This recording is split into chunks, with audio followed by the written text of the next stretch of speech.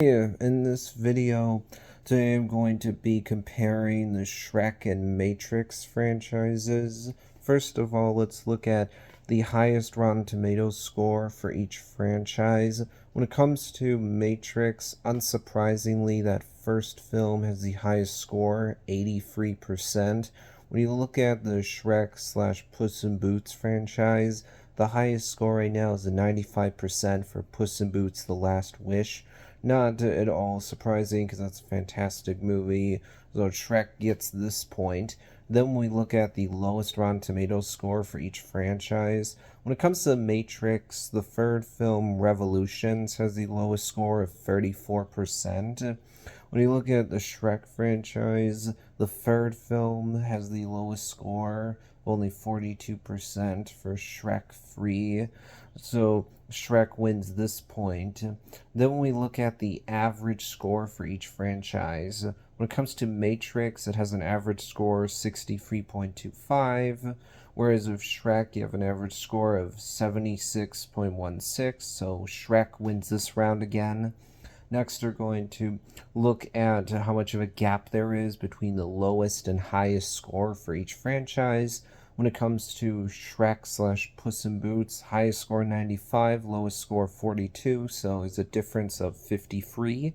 When you look at Matrix, highest score is 83, lowest score 34, so there's a difference of 49, meaning that the gap is smaller for it's smaller with the Matrix franchise. So Matrix does win this round, but because Shrek already won 3 rounds, it's going to win this contest. And when it comes to my personal opinion, which franchise do I like better than the other?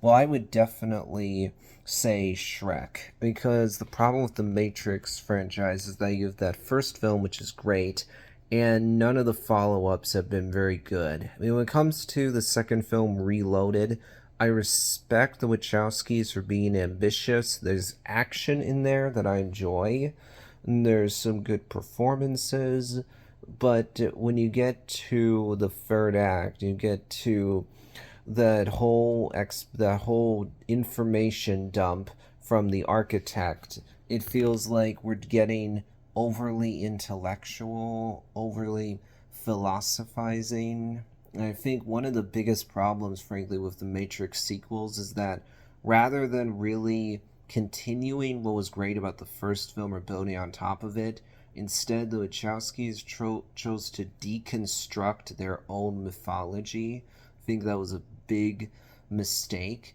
When it comes to the third film, Revolutions, do I enjoy seeing this big action set piece where all these humans in mech suits are fighting against clouds of machines? Sure, that's fun to watch, though admittedly, because it's these robots fighting against just clouds of machines, it's like, oh, okay, this kind of just becomes noise in a way for that reason. And the biggest problem with the third film, Revolutions, is that the way it ends is deeply unsatisfying. The filmmakers here just utterly missed what we want from this franchise, because Revolutions ends with a truce between the humans and the machines because of Neo making this sacrifice, and also because Agent Smith was defeated.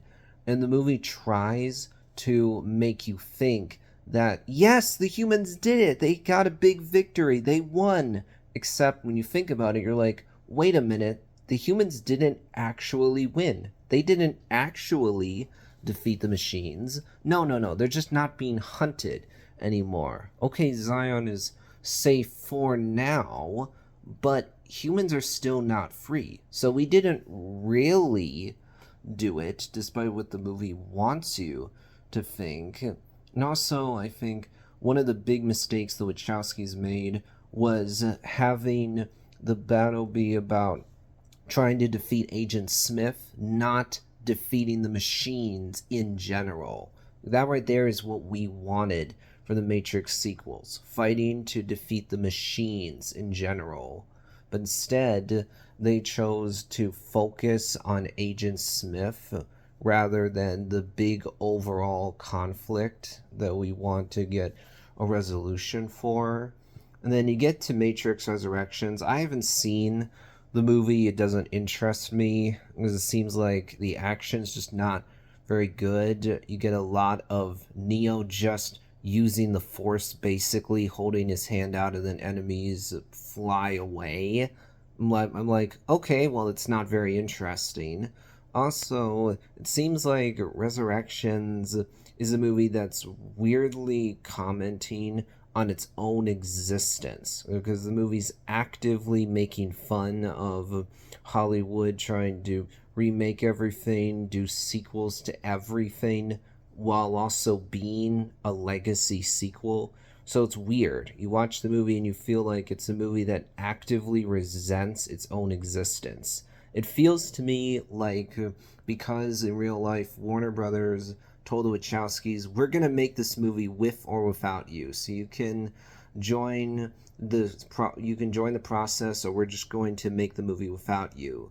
One of the Wachowskis was like, "Ugh, fine, Warner Brothers, I'll make your movie, but because I'm not happy with you at all, I'm going to make this movie as a middle finger to you."